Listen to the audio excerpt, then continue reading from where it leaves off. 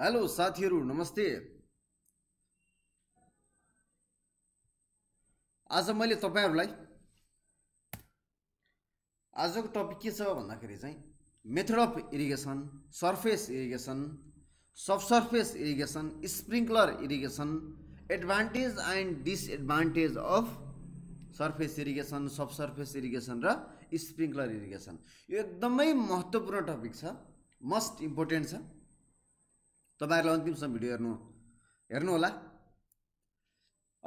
आज मैले तपाईहरुको क्लास अल्बर्ट आइन्स्टाइनले भन्नुभएको छ, weak people revenge, strong people forgive र इन्टेलिजेन्ट पिपुल इग्नोर। आज मैले तपाईहरुलाई यो अल्बर्ट आइन्स्टाइनको भनाइबाट म सुरु गर्न चाहन्छु। र म सिटीराम, डिप्लोमा इन सिभिल इन्जिनियरिङ र अहिले बी सिभिल इन्जिनियरिङ र गभर्नमेन्ट सर्भेन्ट पनि हो। आज मैले तपाईहरुलाई मेथड अफ इरिगेसन के हो त, किन यो मेथड अफ इरिगेसन किन गरियो भन्दाखेरि चाहिँ the choice of method of application of the water depends upon the available of the water supply. जस्तो हाम्रो वाटरलाई चाहिँ विभिन्न किसिमले हामीले बाली नालीमा, खेतीयोग्य जमिनमा विभिन्न किसिमले विभिन्न तरिकाले चाहिँ हामीले सिँचाइ पुर्याउँछौँ, पानी पुर्याउँछौँ भने त्यही कारणले गर्दा हाम्रो के छ त मेथड अफ इरिगेसन भनेर हामीले डिफाइन गरेका छौँ। अब कुन कुन तरिकाले कसरी भन्ने हुन्छ के, किनभने सबै हामीले एग्रिकल्चर ल्यान्डमा चाहिँ एकै किसिमले त खेती गरिँदैन नि त।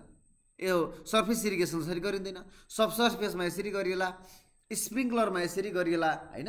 र यस्तो ड्याङ छ नि, यो जुन हामीले ड्याङ भन्छौँ यसको रैथाने भाषामा चाहिँ, अब यसलाई फरक किसिमको चाहियो, यसलाई फरक किसिमको चाहियो, यसलाई फरक किसिमको चाहियो नि त हैन।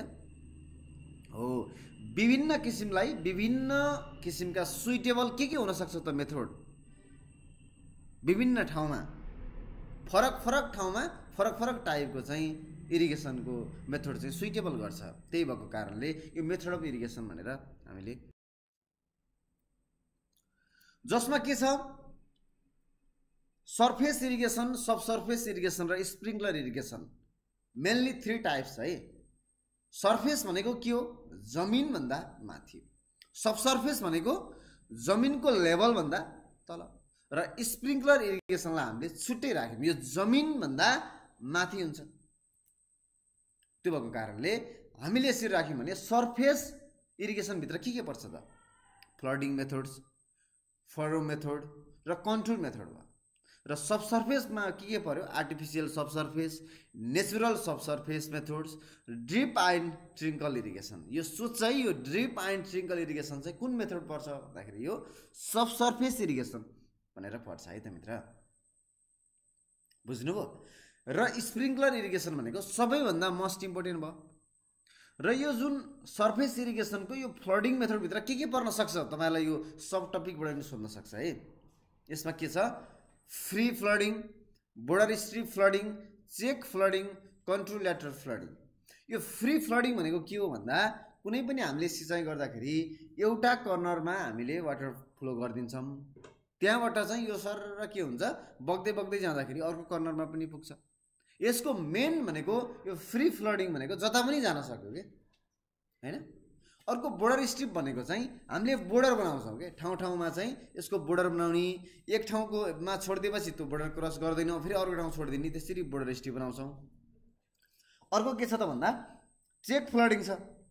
चेक फ्लडिङ भनेको चाहिँ the field is divided into the number of the compartment भन्छ क्या, विभिन्न के बनाउनु पर्यो त, यसको डिभाइड गर्नु पर्यो। जुन जमिनलाई चाहिँ डिभाइड गरेर हामीले एक साइडबाट के गर्छौँ त, पानी छोडिदिन्छौँ। र कन्ट्रोल ल्याटरल भनेको चाहिँ यो कन्टुर जता जता जान्छ हाम्रो कन्ट्रोल लाइन, त्यो सँगसँगै हामीले यसलाई फलो गर्छौँ भने त्यसलाई के भन्छ त, कन्ट्रोल ल्याटरल भनिन्छ।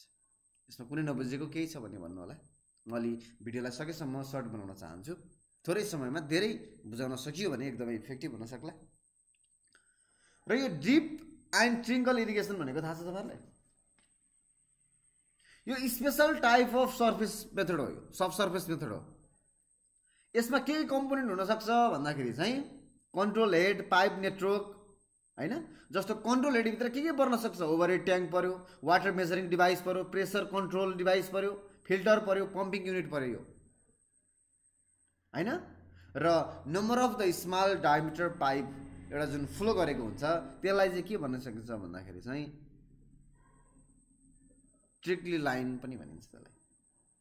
र यसको के हुन्छ त भन्दाखेरि चाहिँ यो हाई एप्लिकेसन एफिसिएन्सी भयो, यसको फाइदा लेस इभ्यापोरेसन लस भयो and high cost of pipe and the installation. यसको धेरै कस्ट चाहिँ कहाँ पर्छ त भन्दा इन्स्टलेसनमा पर्छ है त।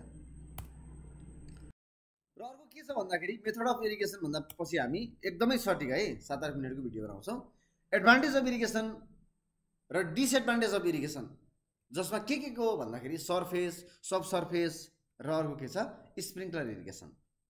आउनुहोस् हामी स्प्रिङ्कलरबाट जाउँ। यसको फाइदा के हो त? सेभिङ अफ वाटर, यसले वाटर चाहिँ के गर्छ सेभ गरिदिन्छ।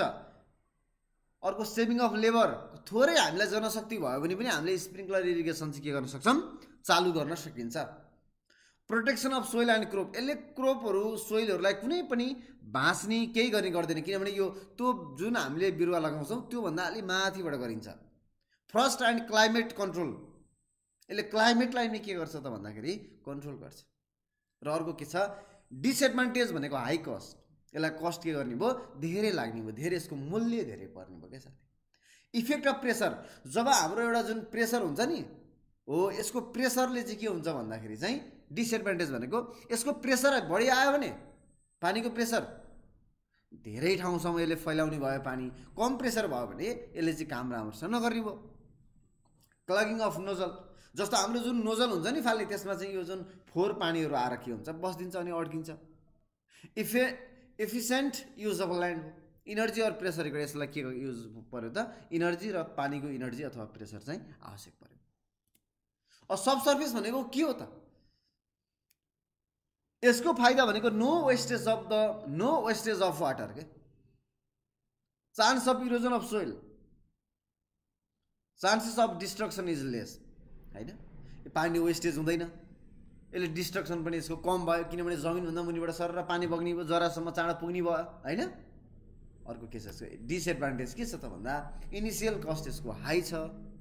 यो के छ सुपरभाइज गर्नलाई अलिकति गाह्रो हुन्छ किनभने जमिन मुनि भएको कारणले गर्दा, र यसलाई फरक फरक टेक्नोलोजी हामीले युज गर्नुपर्ने हुन्छ र नजान्ने मान्छेहरूलाई फिल्डमा उतार्न पनि हामीले सक्दैनौँ किनभने स्किल मेन पावर हामीलाई चाहिन्छ। अर्को के छ सरफेस इरिगेसन, इनिसियल कस्ट के भयो यसको लेस भयो। It is very easier to supervise, एकदमै सजिलो भयो नि त, सर्फेस माथि सर र पानी बग्ने भयो, हेर्नलाई सुपरभाइज गर्ने कहाँबाट छिर्यो हैन, कताबाट चाहिँ चुया छ भनेर हेर्नु पर्यो त परेन नि त हो। त्यो भएको कारणले यसलाई टेक्नोलोजी पनि कम चाहियो, धेरै युज हुनु परेन, त्यसपछि यसलाई चाहिँ स्किल मेन पावर पनि चाहिएन। र अर्को के छ त भन्दा सर्फेस इरिगेसनको यसको बेफाइदा भनेको वेस्टेज अफ द वाटर, जता पनि पानी बग्दिने भयो के, र यसको के हुने भयो त वाटर लग हुने भयो, सर्फेसबाट पानी बग्छ, अनावश्यक ठाउँमा पानी बग्दियो भने के भयो त सबै अन्ततिर फ्लो भएको कारणले जुन बिरुवामा पानी पुग्नु पर्ने त्यहाँ नपुग्ने भयो। Chance of erosion of soil, जुन सोइल यसले यो जुन पानी बगिरहेको हुन्छ सर्फेस माथिबाट अनि त्यो लेउहरू लागेर के हुने भयो त सोइललाई इरोजन गरेर बिगार्ने भयो, हैन?